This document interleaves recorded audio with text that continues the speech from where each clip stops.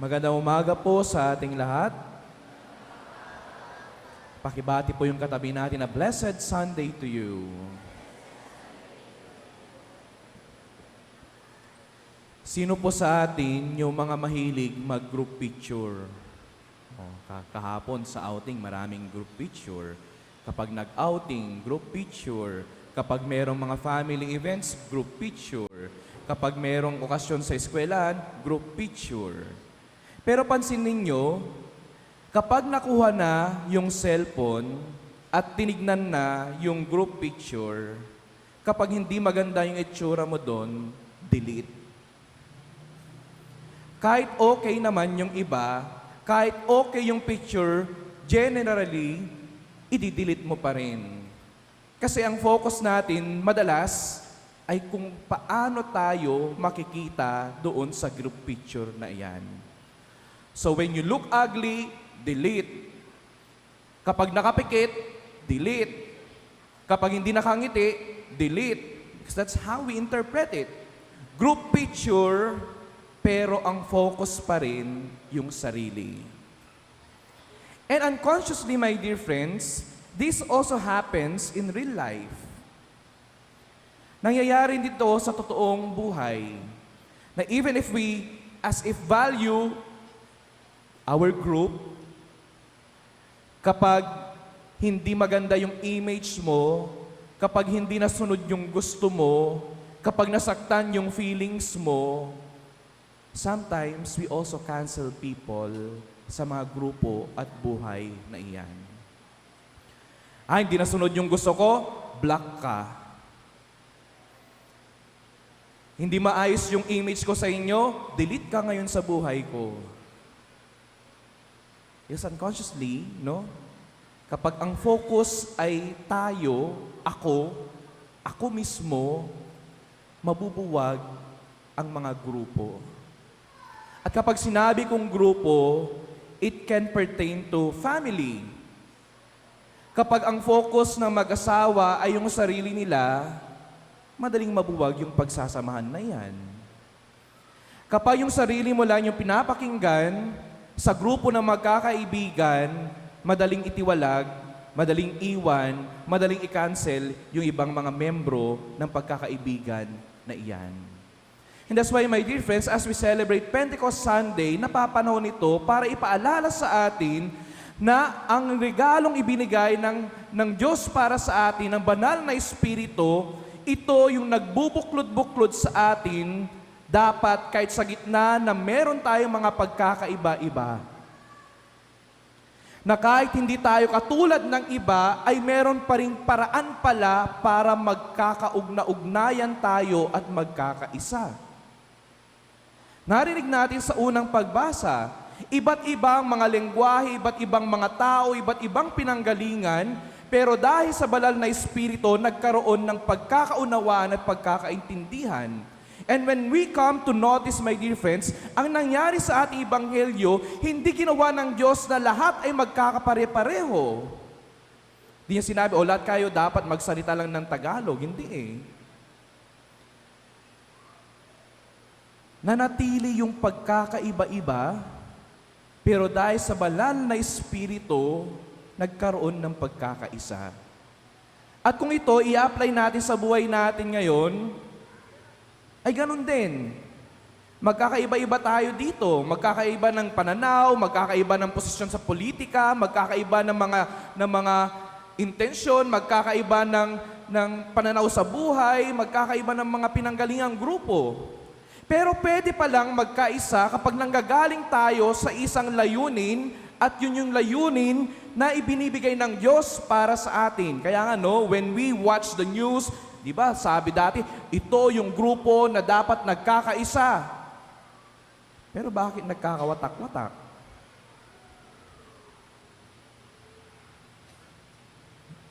Bakit walang pagkakaisa na nakikita? Kasi nga, kapag ang nangibabaw ay yung sariling agenda at sariling intensyon at hindi yung intensyon na binibigay ng Diyos para sa atin, well, we can already expect na yung pagsasama na yan magkakawatak-watak talaga. Imagine, no, magkakaiba, pero isa yung layunin, magkakaintindihan yan. At yun yung layunin ng pag-ibig. Yun yung layunin ng totoo. Yun yung layunin para ipaglaban yung katotohanan at kabutihan at ituloy yung misyon ni Jesucristo na ipinagkatiwala sa mga apostol na ngayon din ay pinagkatiwala at ipinagkakatiwala ng simbahan para sa ating lahat. Hindi lang kay Father, hindi lang kay Bishop, hindi lang kay Madre, hindi lang kay sa mga servants ng simbahan, sa ating lahat. And that's why kapag magkakaiba pa lang dito ng layunin natin, wala. Mabubuwag yung pagsasamahan at yung simbahan. Kapag yung mas na-highlight natin ay yung sarili natin, yung ako, walang tayo. Kapag ako, walang tayo. So my dear friends, no, when we speak about unity, it doesn't mean that we need to have the same mentality, that we have to act the same. Hindi eh. That we need to forget our own uniqueness. Hindi. When we want to achieve unity, dapat nanggagaling sa iisang mabuting intensyon. At doon magkakaintindihan yung mga tao diyan sa grupo na iyan. Pangalawa, sa ating ebanghelyo, narinig natin, no, nakakandado yung silid, nakakandado yung kwarto, yung mga alagad, takot na takot. They were so afraid. Pero dahil sa banal na Espiritu, nagkaroon sila ng lakas ng loob para lumabas, para ipahayag, para gawin ang misyon ng Diyos para sa kanila. Alam ninyo, no, sometimes we are afraid. We are so afraid to get out from ourselves kasi nga, we only think yung security natin. Yung inuuna natin ay yung sarili nating security. Kaya naman po, no, when we speak about unity, dapat handa tayong matakot. Dapat handa tayong labanan yung takot. Dapat handa nating harapin yung na tayo masasaktan, na tayo mawawalan, na tayo pwedeng makaranas ng mga hindi kaaya-aya basta kapag iisipin natin ay yung kapakanan ng iba. Kasi nga, when we are too guarded about ourselves, when we are to focus on our own security, sabi ko kanina, we can cancel other people sa buhay natin. Kapag takot tayong lumaya, kapag takot tayong masaktan, kapag takot tayong mawalan, at magpe-play safe lang tayo, sarili lang natin yung ating matutugunan.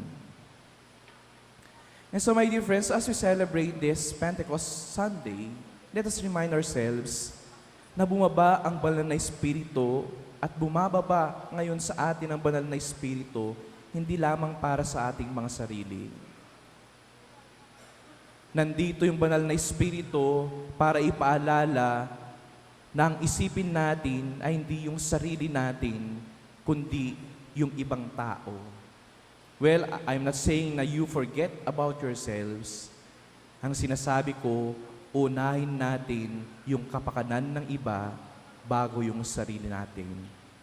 Kasi in the end, when we love other people, when we serve other people, kapag unahin natin yung kapakanan ng ibang tao, yun din yung nakapagbibigay ng tunay na kahulugan at saya sa puso natin. And so my dear friends, no, let us apply this sa ating mga pamilya, sa workplaces natin, sa mga pagkakaibigan natin.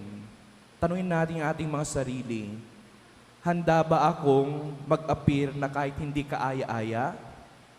Handa ba akong magmukhang pangit? Handa ba akong masaktan? Handa ba akong mawalan? para sa grupong ito, para sa pamilyang ito, para sa ministry ito, para sa simbahang ito. At kung ang sagot natin ay oo, then I am confident to say na nananahan ang tunay at ang banal na Espiritu sa buhay mo. Again, ang taong punong-puno ng ako, ang buhay na punong-puno ng ako, ay walang puwang, walang lugar ang salitang tayo. My dear friends, sa tayo, doon natin matatagpuan ang tunay na kahulugan at saya ng buhay. Naway ito ang maging biyaya ng ating selebrasyon ngayong linggong ito. Una, unahin yung iba, at pangalawa, lalabanan ang takot, lalabanan ang kawalan, lalabanan ang mga pagsubok para sa kapakanan ng iba. Because that's the gift of the Holy Spirit, to go beyond ourselves and at the same time, to go beyond our fears to be with others. Amen.